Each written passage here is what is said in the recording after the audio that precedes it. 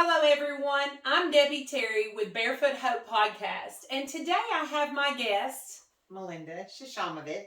and Melinda's going to share her story and testimony with us. But first of all, I have a verse that the Lord's given me today to read, and it's Philippians 4:13. And the verse is out of the New King James Version. I can do all things through Christ, which strengthens me. So with that being said, it's by no coincidence that I wore this shirt today that says Godfidence. And it's certainly knowing I can't, but God can, is what the shirt says. And with Melinda, I'm sure, that's going to just ring true. So let's get started. I'm excited. Okay. How are you? I'm good. How are you? Good. I'm doing great. Thank you. Good.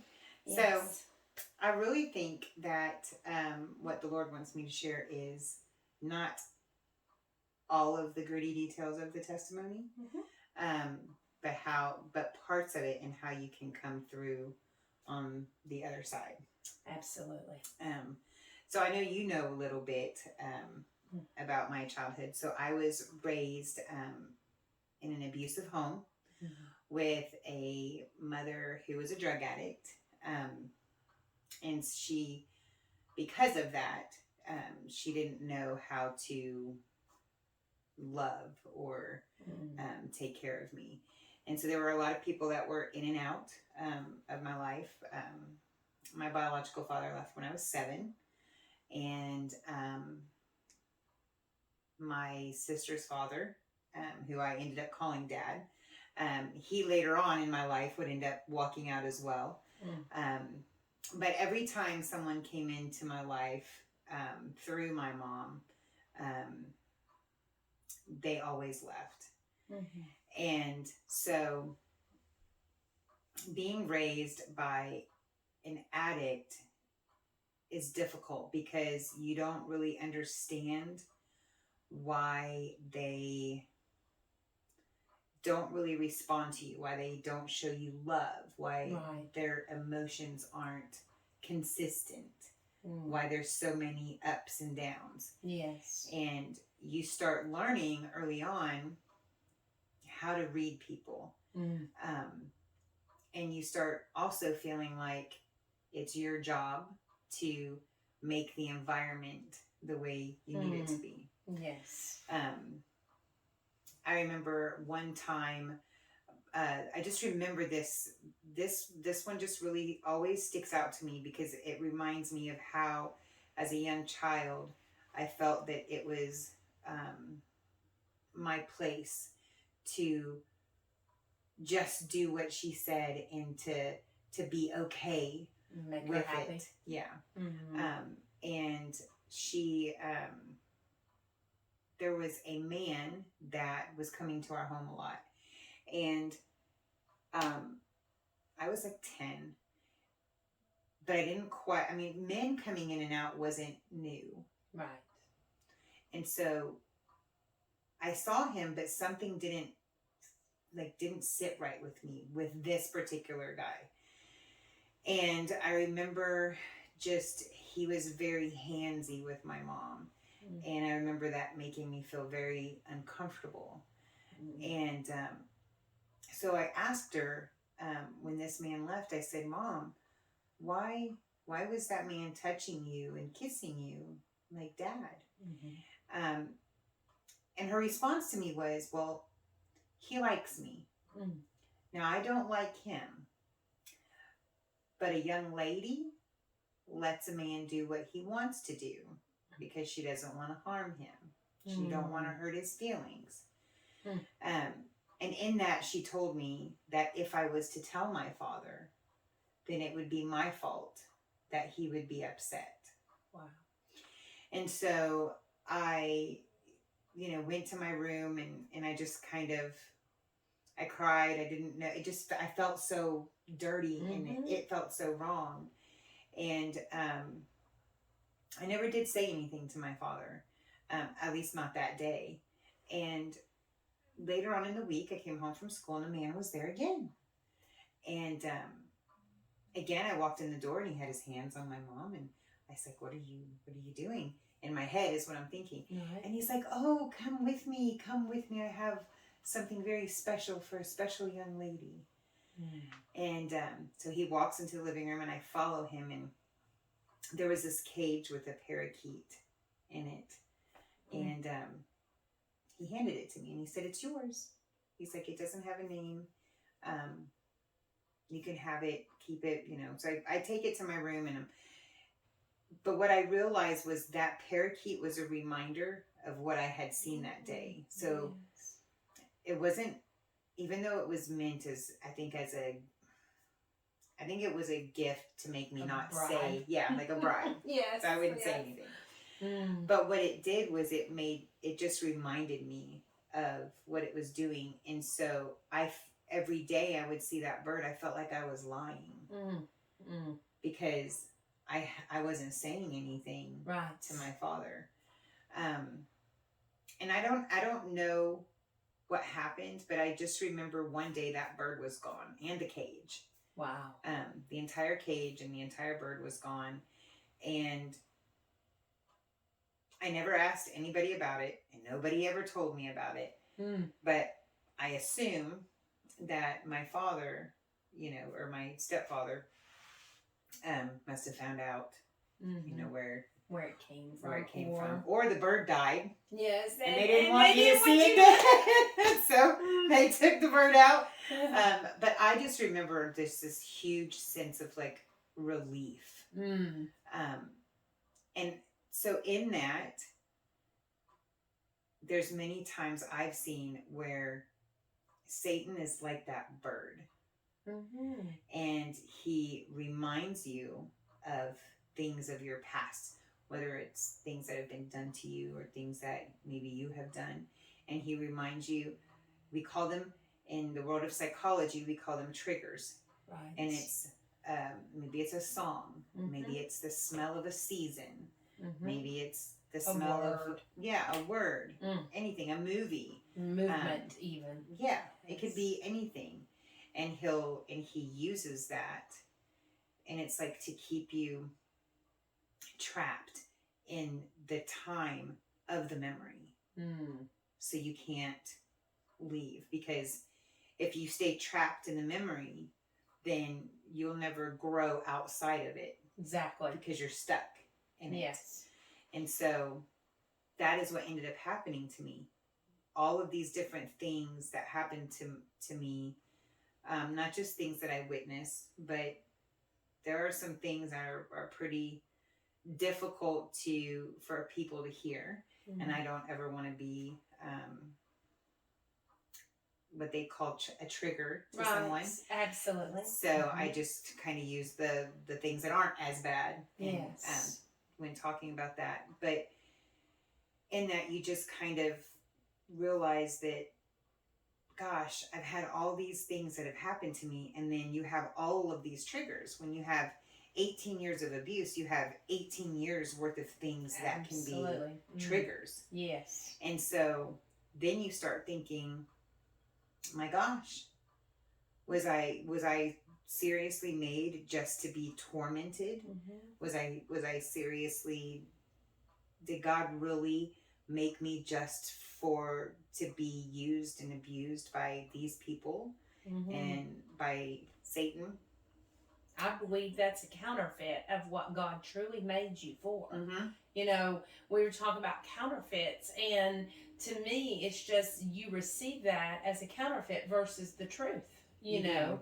And sometimes, myself even, I've went through the triggers, and I thank God now for showing those to me so he could heal me through them and work through them, Yes. So many triggers are brought on by, like you said, the shame or the counterfeit part. And people want to hold on to them thinking it's safe. But it's not. It's a counterfeit for what God has for you, which is healing, which is what you're talking about. The healing that God has, which is beautiful. It's not easy. We never say it's easy. But then, of course, nothing in the healing process is. But it's well worth it. It is. Always. And I think the reason that people hold on to it is because I don't even think it's because we enjoyed it. Right. But if we aren't this, even no matter how bad this is, then what are we? Especially if we haven't come to know Christ. So if our whole identity has been set up in abuse, right, well, you don't like that, but outside of that abuse, the unknown is much worse. Yeah. Then you feel like, well, you almost think to yourself, well, I don't like being abused, but I'd rather be abused than to be nothing. Right, or to not know what's coming. Yes. At least you know over here what's coming. At least you know over here how to try to fix and control. Like you said, as a child, you were trying to fix your environment. You know, you were codependent on that situation, and it just, it fueled you for the next situation and prepared you. Yeah. So it made you feel safer inside, no doubt. Certainly because of that. So that's just, and it is, and it all goes back to what the enemy uses as shame. You know, shame is what he binds us by. It is. No matter whether it's ours or someone else's. And the first thing we need to do is speak that out.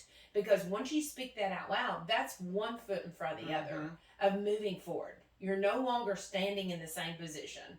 It's almost like you've given yourself a one-up. You've got to move forward. You know, you cannot go backwards, because you know where you've been is not going to be received by you anymore. And you need to move forward, whether it be getting help or whether it be going to the Lord, getting in the Word and finding out what He has for you. It is just so important that you make that first step. And that first step is confronting and facing. Just, you know, when that bird was gone, you didn't know why it was gone. But you had to face the fact that you still had this secret that you were holding on to. And that bird was not even a reminder anymore. It was gone, but you still had it. You know? I did. I had it for years. I don't think I said anything to my father about most of the things that I had seen my mother do until I was in my 30s. Maybe my 40s. It's a long time. But people carry it for so long. And the funny thing is you almost forget it.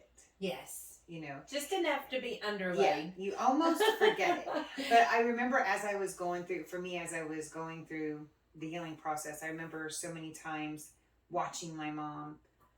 Everybody came before me. So everything came. Men came before me, drugs came before me, her desires, whatever she wanted came before me. And so I really thought that when I look back on it now, I'm like, oh, well, everything comes before God. Yes. Right? Because we never spoke of God in the house. We never went to church. But everything that she did, was for herself and herself only. And so in that, I grew up thinking, well,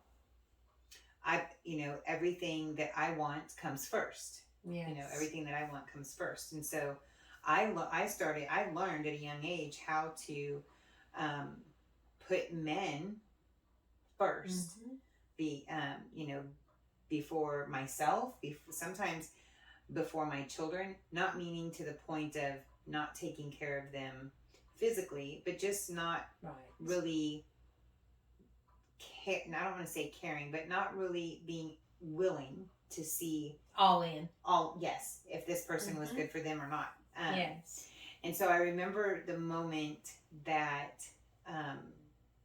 God told me, He said, my husband and I had been going through a rough phase, and we weren't following Christ, and we weren't married, and we were living together, but we had split up, and I was pregnant. And I just remember like falling on my knees and crying out to God. And I was like, I just remember crying like, help me. Right. And some people might think this is cruel, but coming from the Father, it was in a very gentle way. But He said to me, when will you stop putting men before me? Wow. And I sat, and it was like just in the quick of a second, blink of an eye, I could see my whole life from childhood to then, how everything was always somebody else. And for me, it was, if that's how you show love, you put these people first. It's how you received love. It was a counterfeit for God's love. Yes. It can be men, it can be worldly things, Yep. it can be anything, because it's so easy to do that if you're not walking and, Yes. and receiving that love From the Father. full-heartedly from the Father. That's right. And that's Yes. confidence. Yes. My confidence Yes. was in men, and it was a big con. Oh, it was a con. It was, yes. It was. And it wasn't the true love of the Father. And so in that, when I started to learn how to really walk in his love and trying to learn how to not identify as what had been put on me, like it wasn't that I was for and decided, oh, I'm going to identify as this, this, and this. Right. It was more like Satan took the opportunity, took the opportunity in my childhood to just kind of try to name me, and not being raised in a way to know how to reach out to God. So I remember I was praying about this, and I asked God, I said, why did you give me these people as my parents? Why? Mm-hmm. And he said to me, I know what each vessel is used for. Mm. Your mother and your father were the perfect vessel to create you. Right. And he was like, different vessels hold different things. Mm. They pour out different things. Right. And while you might not think that you came out of the right vessel, right, I knew the vessel that I needed to create you. Right. Well, guess who else knew that? Satan knew that too. Yes. And so so my identity was set up in this like broken vessel. Yes. But really, I was made in God's vessel. Yes, whole. Yes. And complete. Mm. And so that is where I actually was able to just kind of start my journey on realizing who I was in God, and how he created me and why he created me. Now that doesn't mean, I do not believe that God was like, I'm going to just let everything all these horrible things happen to you. A lot of things are the consequences of people's choices. Yes, that's correct. My choices, their choices. Yes. But in that, I do believe that God said, enough is enough. And he's always there with you through every single thing that you went through. Everything. Even though you weren't aware of him, even though you didn't know about him, you weren't taught about him, he was still there. And when the time came that you cried out to him, he answered. That is so beautiful. That is. He did. Yes. Not with the way I was expecting him to answer. God help me. But he gave you the truth. But he did. No more cons. He did. He gave you the truth. No more false things that you were to believe. And you pretty much, when just like the bird, when it was gone, it was that fact. Here it is. Yes. This is laid out in front of you. So what are you going to do now? It's like, what's your step now? That's kind of when he gave you the truth. Mm-hmm. You had a choice. Just like you said, the choices that we make at that point. Yes. Do, either stay in the same situation or to move forward. Tell me about you're writing a book, and I've had the privilege to be reading some of that preliminary book. Oh my gosh.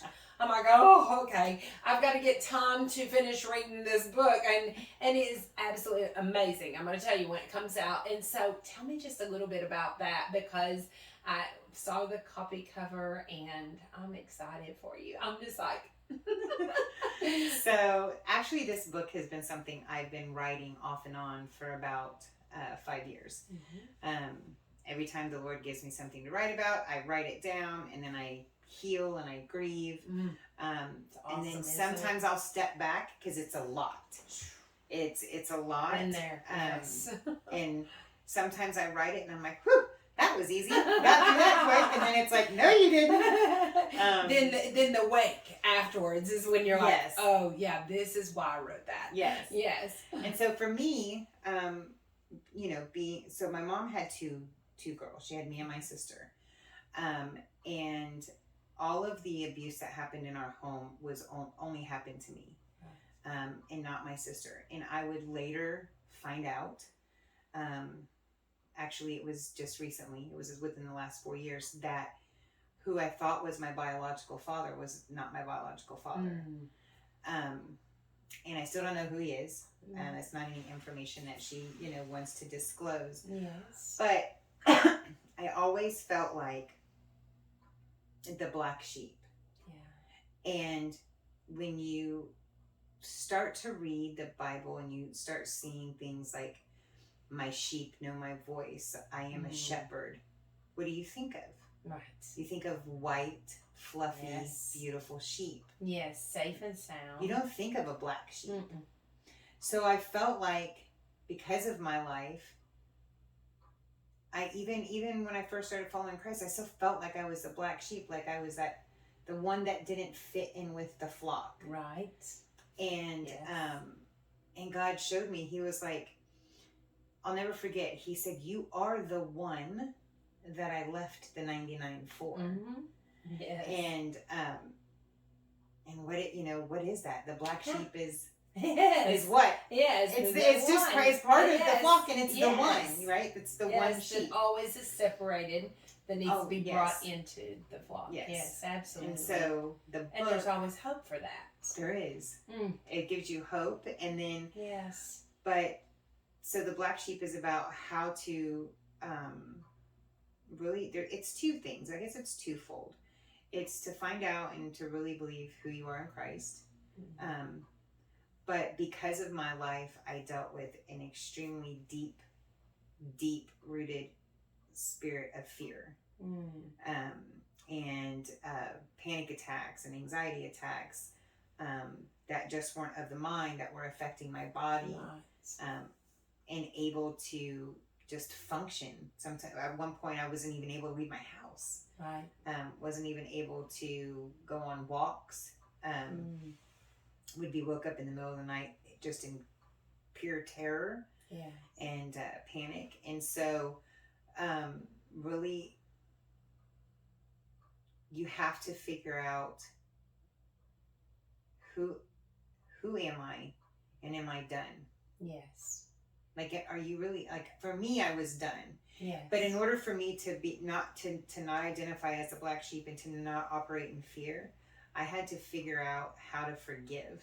Yes. Ooh, that's and good. How to forgive was when my deliverance from fear came. And your identity comes after that. It does. Once you do that forgiveness, then the identity just flows right behind it, because God's just putting into you who you are and what you need to form that whole new rock solid foundation, as I call it.